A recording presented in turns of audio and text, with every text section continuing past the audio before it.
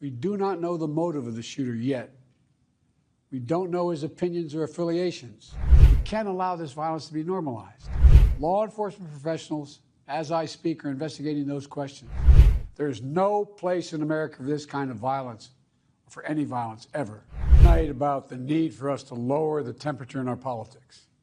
And to remember, while we may disagree, we are not enemies. We're neighbors, we're friends, co-workers, citizens, and most importantly, we're our fellow Americans. We must stand together. Yesterday's shooting at Donald Trump's rally in Pennsylvania calls on all of us to take a step back, take stock of where we are, how we go forward from here. Thankfully, former Trump is not seriously injured. I spoke with him last night. I'm grateful. He's doing well, and Jill and I keep him and his family in our prayers. We also extend our deepest condolences to the family of the victims who was killed. Corey was a husband, a father, a volunteer firefighter, a hero, sheltering his family from those bullets. We should all hold his family and all those injured in our prayers. Earlier today, I spoke about an ongoing investigation. We do not know the motive of the shooter yet. We don't know his opinions or affiliations. We don't know whether he had help or support, or if he communicated with anyone else. Law enforcement professionals, as I speak, are investigating those questions. Tonight, I want to speak to what we do know. A former president was shot, an American citizen killed, while simply exercising his freedom to support the candidate of his choosing. We cannot, we must not go down this road in America. We've traveled before throughout our history. Violence has never been the answer.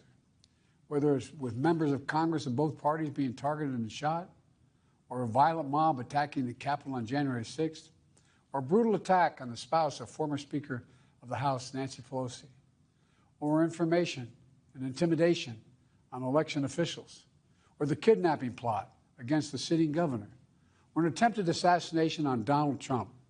There is no place in America for this kind of violence, or for any violence ever. Period. No exceptions. We can't allow this violence to be normalized.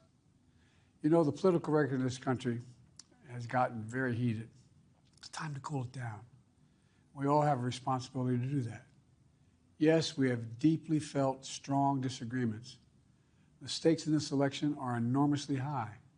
I've said it many times that the choice in this election we make in this election is going to shape the future of America and the world for decades to come. I believe that with all my soul. I know that millions of my fellow Americans believe it as well. And some have a different view as to the direction our country should take. Disagreement is inevitable in American democracy. It's part of human nature. But politics must never be a literal battlefield, or God forbid, a killing field. I believe politics ought to be an arena for peaceful debate, to pursue justice, to make decisions guided by the Declaration of Independence and our Constitution. We stand for an America, not of extremism and fury, but of decency and grace. All of us now face the time of testing as the election approaches. And the higher the stakes, the more fervent the passions become. This places an added burden on each of us to ensure that no matter how strong our convictions, we must never descend into violence. The Republican convention will start tomorrow. I have no doubt they'll criticize my record and offer their own vision for this country. I'll be traveling this week making the case for our record and the vision, my vision of the country, our vision. I'll continue to speak out strongly for our democracy, stand up for our Constitution and the rule of law, to call for action at the ballot box, no violence on our streets. That's how democracy should work. We debate and disagree. We compare and contrast the character of the candidates, the records, the issues, the agenda, the vision for. Now, that's how we do it, at the battle box, not with bullets. The power to change America should always rest in the hands of the people, not in the hands of a would-be assassin.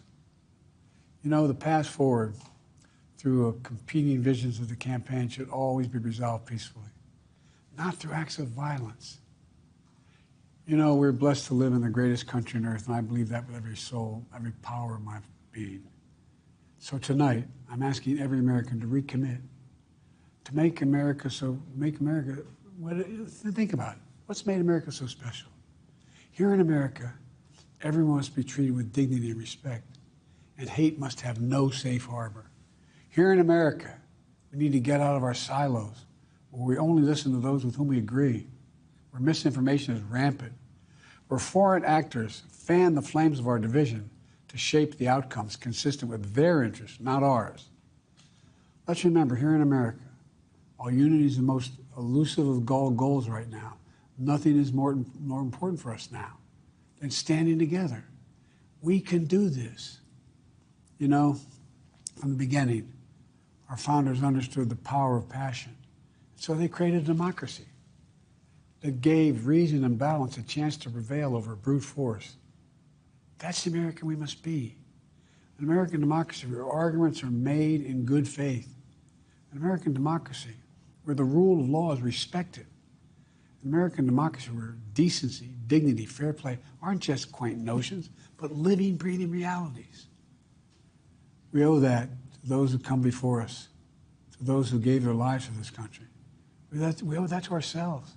We owe it to our children and our grandchildren. Look, let's never lose sight of who we are.